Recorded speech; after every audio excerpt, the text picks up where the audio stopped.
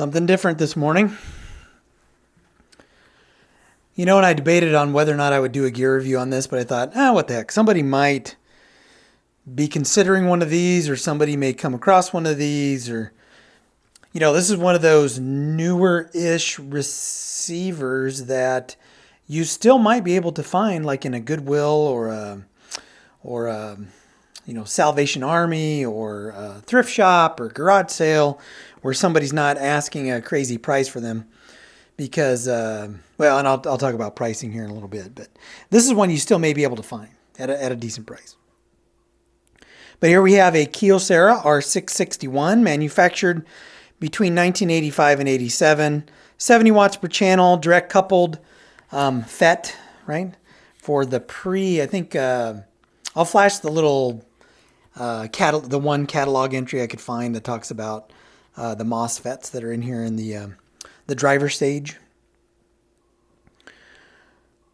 So manufactured in the mid-80s, not a whole lot of information on these. The little I could find, basically it looks like in the mid-80s Kyocera made 3 different receivers. Well, they had 2 different receiver series, I believe. They had like a 51 series and a 61 series. For the 61 series, top of the line was the 861. The mid-tier was the 661. The entry level was 461. I saw references to 451, 651, and 851 as well, but that's for a different video if I come across one of those. I just saw references to them. In terms of the, when you're talking about the aesthetic on the Kyocera, uninspired 80s. Although I will say this does have a different look to it now that I think about the 80s. The black plastic crap, right? BPC, Pioneer, Kenwood, even some Marantz in the 80s. They were going to the black plastic stuff, right? This has a different look to it. So maybe I should reconsider that. Maybe it's not uninspired. Sounds like a stereo receiver. It sounds good. I don't even know if I'm going to continue describing the sound for stereos because it's so subjective. And at the end of the day, if you have a stereo that's working, it's probably going to sound okay, right? It always comes down to speaker and placement and music preference and all that kind of stuff. But it was pleasant to listen to this as I was listening to it. Again, it didn't knock my socks off, but it sounded good. It sounded like a stereo. The operation, the hookups are relatively easy, but this is an early AV receiver. So you do have some additional connections in the back. This does have a switch for preamp and main out. So you can have it connected or not connected. It has hookups it has a couple of auxiliary hookups. So one auxiliary, and I'm kind of skipping ahead, but you have AV auxiliary and CD auxiliary. So a couple of different hookups in that respect. Getting to the operation of this, I will say that it's it can be kind of confusing, and I'm really comparing that to vintage 60s and 70s receivers where everything's laid out a little bit differently and you find things a little bit differently. So comparing this to a typical 80s receiver, it's normal. There's nothing weird. But the stuff I usually talk about, the 60s and 70s vintage stuff, it is different, right? You can kind of get lost in the controls. So let's go through the features and functions. So power button. Then you have your display panel, right? So you have some FM auto tuning and station lock and IF narrow, and you've got a peak indicator, if you're going to clip on right or left, and the relay will kick in, and if you're going to do that. Signal strength for FM. If you have mute on, this came with a remote control. Kind of a remote control unit, but not the actual remote control. So this itself does not have a remote control for the receiver, but there's another component that the remote control would be paired with. Now I didn't get the remote, but I got that receiver, the remote control receiver, I guess. But I'm not going to talk about that. So then you have station presets. You have 7. It looks like you have 7. Up and down for the tuner, FM, AM, auto and manual. For FM, to program the stations. You have a program button. You have a sliding volume. I'm not a fan of sliding volumes. This one isn't horrible. You have a volume switch for remote and normal. So if I were to click on remote, I would have to use the remote control. The volume is cut almost down to 0. And I don't know if that's where the last remote control volume was set or if that's a default. But if I hit that, it gets really, really quiet. So right now it's set to use the volume control on the receiver. We have some tape copy buttons, tape monitor button, tape 1 and 2, right, 1 and 2. And then you have the copy buttons you can use in conjunction with those. As mentioned, AV and auxiliary, CD and auxiliary, tuner, phono. And then, man, I didn't do a good job cleaning this. And then all of your other controls are hidden behind this panel down here. A and B speakers, bass, right? So you've got 2 different bass controls, 2 different treble controls. This is like a turnover and then a level, basically, for each one of those. Tone control board. So right now the tone control is on. Subsonic filter, high filter, FM muting, IF narrow or normal band for FM tuning. You have a blend on and off. Ooh, I don't even know what that is. I think that's for FM as well. If I can find anything about that, I think there's an owner's manual out there. I'll flash up a little bit about what that band does. I have no idea what it does. Balance left and right, loudness on and off, stereo mono mode, and then phono, moving magnet or moving coil. So that's kind of cool. There's no sensitivity though, but you can run a moving coil cartridge on this. So you can do that. So that's pretty neat about this receiver. So again, you can find everything, right? In terms of an 80s receiver, right? You can find everything pretty laid out pretty thoughtfully, right? Serviceability, I just put yuck on my little notes page here. I just finished servicing this. There's a really short service video on it where I spend probably half my time just complaining about it.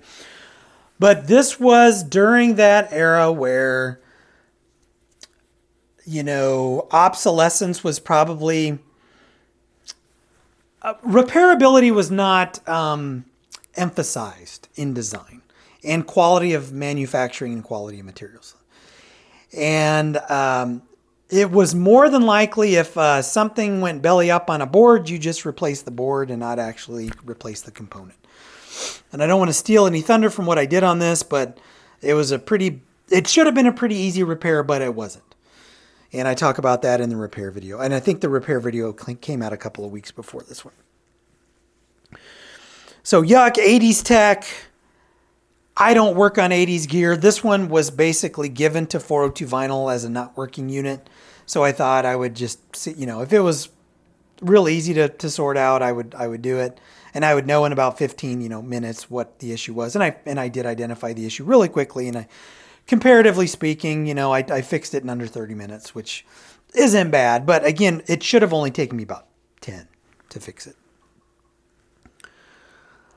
So I don't work on things for people anymore, or I'm very selective in what I choose to work on. I won't even touch stuff from the 80s and 90s, typically, right? Now this one, kind of left for dead. See if we can figure it out.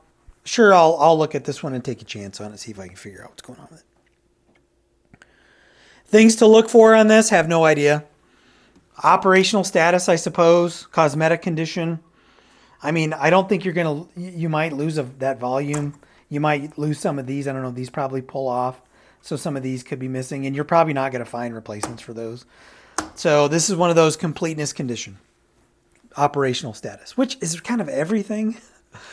But with some things I can say, okay, you need to look at this one particular thing, right? Look at this one.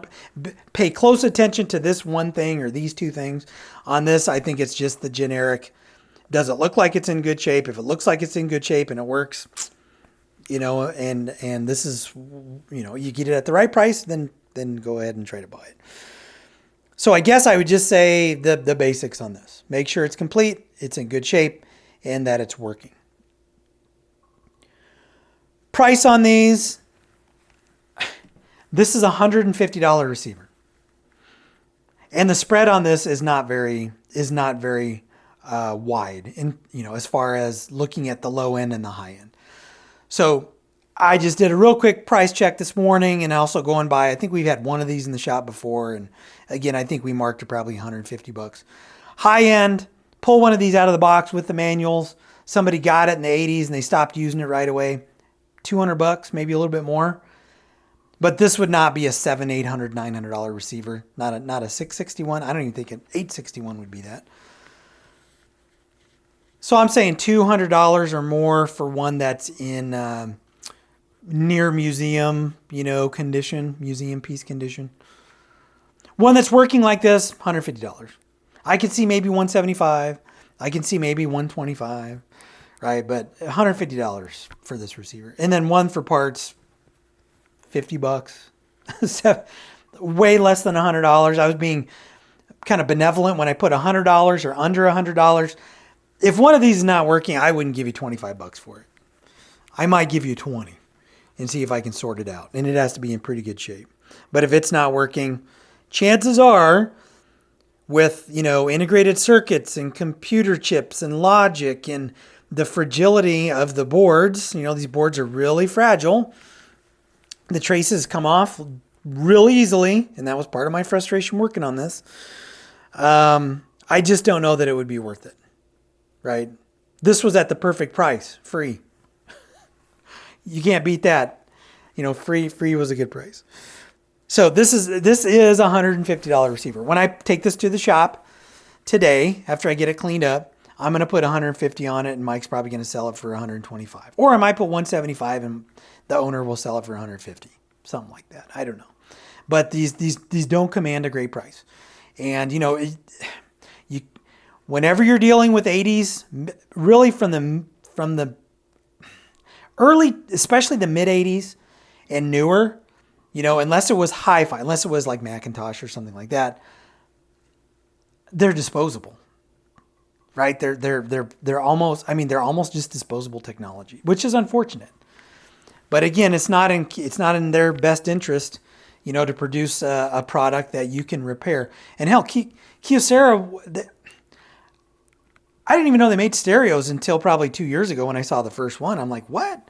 They make printers and cell phones and copiers and stuff like that. Had no idea that they made stereos. It's kind of like when I think Quasar, right? Quasar, I think of like VCRs. I think they made stereos back in the day. I think they made microwaves. Same thing with Sharp, right? You could buy a Sharp microwave, Sharp turntable, Sharp television. I just don't think Kyocera and high fidelity audio. I think Kyocera, hey, I need to go make some copies. But in fairness to Kyocera, this is again, the more I look at this, just shooting this video, I would take this. I mean, this is metal. I would take this over the same vintage Pioneer Kenwood Sansui or Marantz, because I think it looks pretty nice. Maybe not Sansui. Sansui had some pretty cool stuff in the 80s. I'm sure Pioneer and Kenwood and Marantz did as well. But so anyway, again, I debated doing a gear review on this, but I thought you might as well do it because you got it. And someone somewhere may come across one of these or may be considering one of these, and they may want to know a little bit about it. Again, I don't have a great deal of knowledge about it, but get one at the right price and understand what you're getting into and treat it as though it might be disposable, and I don't think you'll be disappointed. But so anyway, that'll do it for the Kyocera R661. If you like what you see, like and subscribe. Catch you in the next one.